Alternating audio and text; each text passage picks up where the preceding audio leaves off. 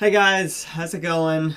Today's video is going to be a response to Roberto Blake's response to a question that Casey Neistat got asked in one of his vlogs from last week on the pressures of being a YouTuber. A lot of what I'm going to talk about is in reference more so to Roberto's video, since he did go into a lot more detail, but they're still going to hit on points that Casey mentioned himself. The first thing that Roberto talks about is the mental health aspect of creators that obtain success in a very short amount of time, and remarks like, "How dare you complain about success?" Roberto mentions the fact that we are solidified in a social media heavy era. We live in it, we interact with it, we depend on it for our jobs, or at least some people do. Individuals can work excruciatingly hard on their social platforms of choice, and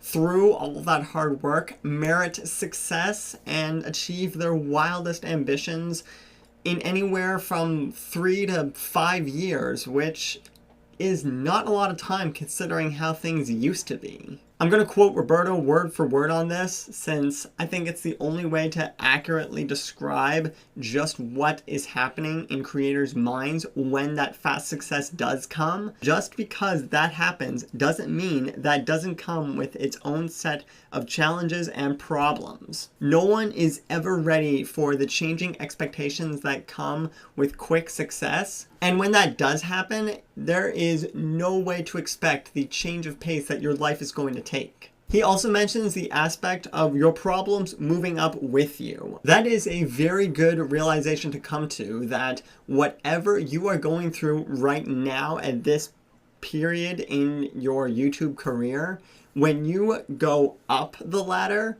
your problems go up with you. The expectations go up with you. It is never going to go away, but that shouldn't deter anybody from following their dream if they severely want to achieve it. Being a YouTuber in 2018 is extremely saturated, not just in specific niches, but as YouTube as a whole. For the geek, nerd, pop culture niche, there are tons of sub-niches within that people specialize in. Harry Potter, Nintendo, Marvel superheroes. There is always going to be a ridiculous amount of saturation, and that can be extremely hard, especially for people who are just starting on the platform or have been going on YouTube for a long time and just haven't quite found that sweet spot that they want to achieve. Another really good point that Roberto touches on is that aspiring creators are putting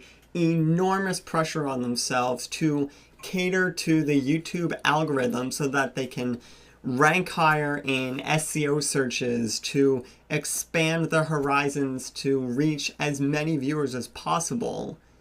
And that can be so exhausting, to carefully and methodically put as many pins on your YouTube map as possible so that you can reach everybody. Reality check, that's not gonna work. You're going to burn out so quickly if you try to cater to everybody. This world is huge. We as single creators cannot cater to everybody.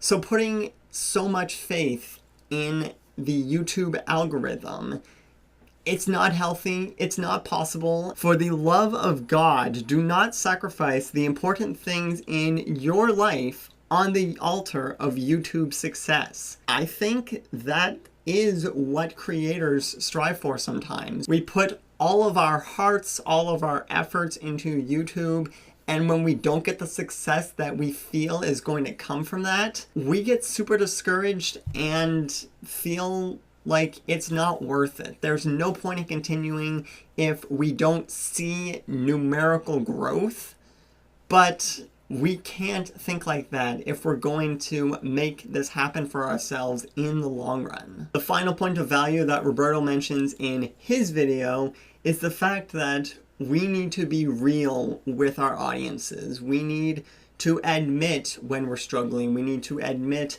when we aren't okay. And that is something that I feel I might be lacking on a little bit, so let's get real. What I've been going through recently since Roberto uploaded his response to Casey, and pretty much for the entire 7 years that I've been on YouTube, is isolation. Tim Schmoyer put up a video, also probably about a week ago, about YouTube being isolating. But what he didn't touch on was what to do when you feel isolated. Part of the message that I'm working to spread on the platform is that we have an amazing opportunity to make fantastic connections with people around the globe if they will engage and interact with our content. But right now, in the physical space that I have here in Nova Scotia, I am the only content creator who knows my message. I've found my niche. I've set myself up on a schedule and adapted it to format my videos in a way that produces the best quality for all of you guys who choose to give me a chance. And that is truly lonely, especially for somebody who is an extrovert by nature. It's actually hard for me to go on my own and be by myself to make these videos instead of being out in the world interacting with other people. But I do it because I believe in my message that people should be encouraged to embrace what they love and share that with the world instead of being told you're not gonna make it or you shouldn't be into that because it's really not that cool. And when all the creators that you personally have amazing connections with aren't living anywhere close to you, getting time for a one-on-one support call scenario doesn't always come easily. I've popped on Twitter probably like 30 times in the past 2 days and had great conversations with people, whether that's just a simple, hey, thanks for following, what brought you here, or an extension of something that happened over this past weekend. It has been awesome and I love it.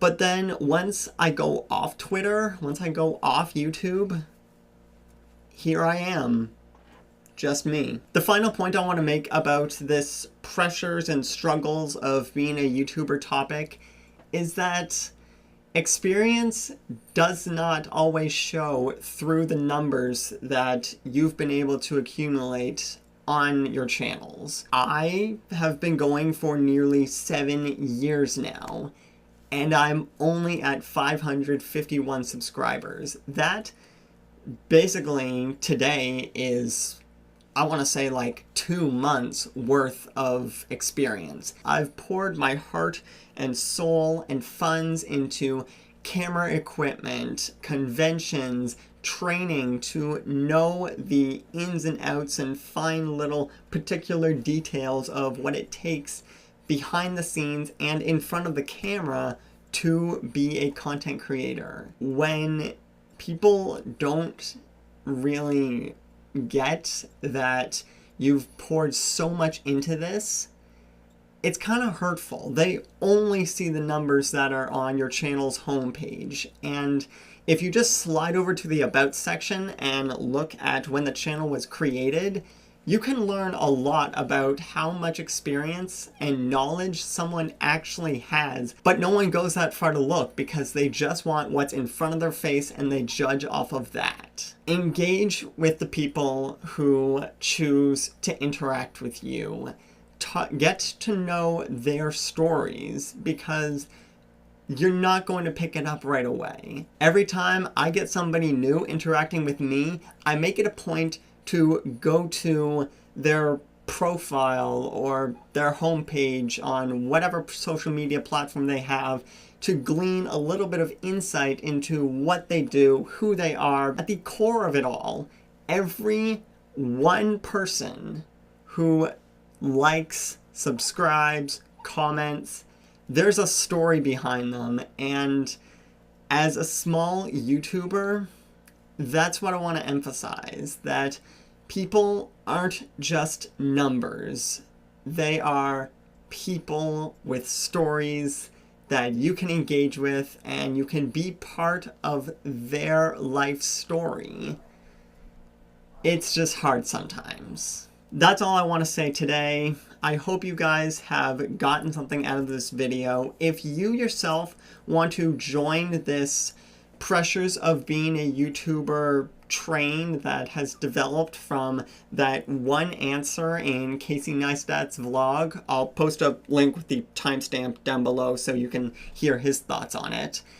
I encourage you to do that. The more people who are talking about this, the more it's going to be brought to the surface, and we're all going to be able to be a tighter and stronger community because of it. As always, guys, don't be afraid or discouraged to express what you are truly passionate about, because you have no idea who in the world you can make an amazing connection with if you just take the time to learn their story.